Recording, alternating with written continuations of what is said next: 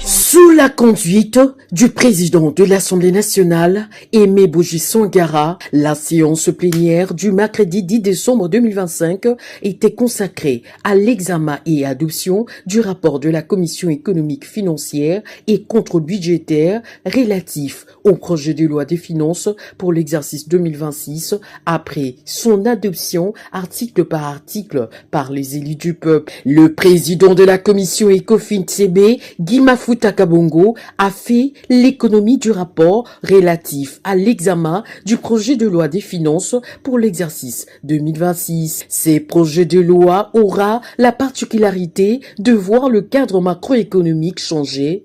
Lorsque le gouvernement avait déposé le 8 septembre dernier le projet de loi des finances exercice 2026, le franc congolais s'est changé à 290 francs congolais, mais aujourd'hui, le franc congolais se change à 2010-2020 francs congolais.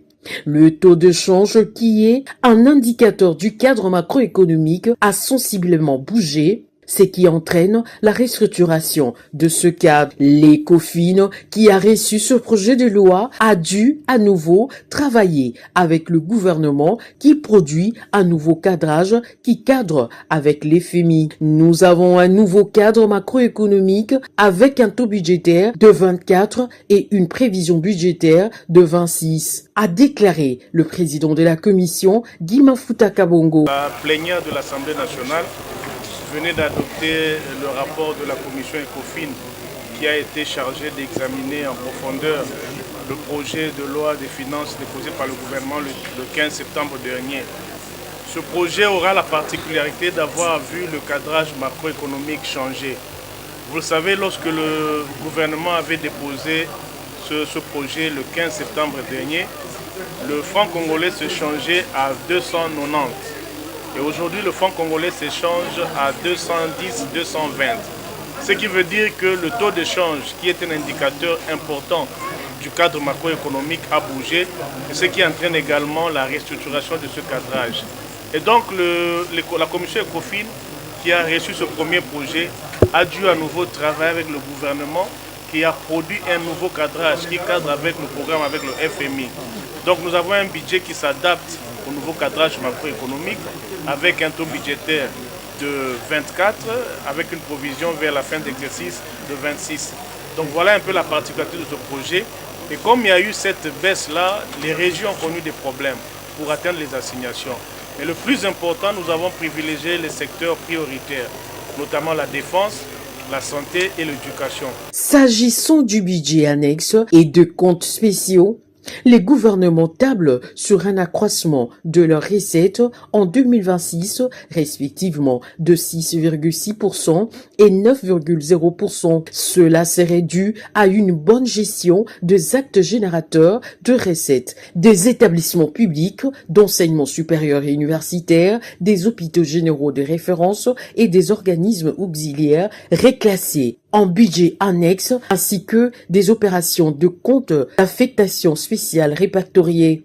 Sur cette question, la Commission estime qu'il est impératif au gouvernement d'engager un travail de fond sur les statuts juridiques du budget annexe et sur le renforcement de leurs capacités en gestion financière et comptable, ainsi qu'en matière de reporting. Pour les dépenses du projet des budgets exercice 2026, la Commission note un accroissement de prévision de 7,2% par rapport à la loi des finances rectificative 2025, passant de 50 691,8 milliards de francs congolais à 54 335,7 milliards de francs congolais. Cette situation est tributaire de l'augmentation attendue du budget général de 7,0%. Concernant les priorités de l'État après un examen approfondi du projet de loi de finances exercice 2026, la Commission a pu obtenir les réajustements de certaines dépenses, notamment le principal de la dette extérieure augmente de 70%, tandis que le frais financier y est relatif de 55,5%. La dette extérieure augmente à 19,5%. Les dépenses de personnel du pouvoir central augmentent de 13,9%, tandis que celles des provinces augmentent de 22,1%. Les rétrocessions aux administrations financières augmentent de 74,3%, les investissements du pouvoir central sur les ressources propres augmentent de 70,5%. La TVA remboursable augmente de 38,7%, les opérations électorales augmentent de 257%. Les dépenses sécuritaires augmentent de 30,2%. Les réserves budgétaires augmentent de 100%. Au vu des difficultés rencontrées lors des travaux, la commission ECOFIN-CB recommande au gouvernement d'œuvrer sans relâche pour la recherche des ressources supplémentaires devant financer certaines autres priorités telles que les réformes, la mise à la retraite, la contrepartie de projets et le recensement. Lors du débat général, l'élu de Bagata, dans la province du Kwilu, Gary Sakata, a félicité les membres de la commission pour le travail abattu et propose la maximisation de taxes sur les télécommunications. Les députés nationaux Alain Katenda, élu du territoire de Muchacha, dans la province du Lualaba, a quant à lui dénoncé l'omission dans le budget 2026 de la route Kolwezi-Dilolo. Finalement, les députés nationaux ont adopté les recommandations formulées par la commission ECOFIN-CB par rapport à la loi des finances exercice 2026, lesquelles recommandations seront transmises au gouvernement. C'est là avant de procéder à l'adoption article par article de la loi des finances conformément à l'article 171 du règlement intérieur de l'Assemblée nationale.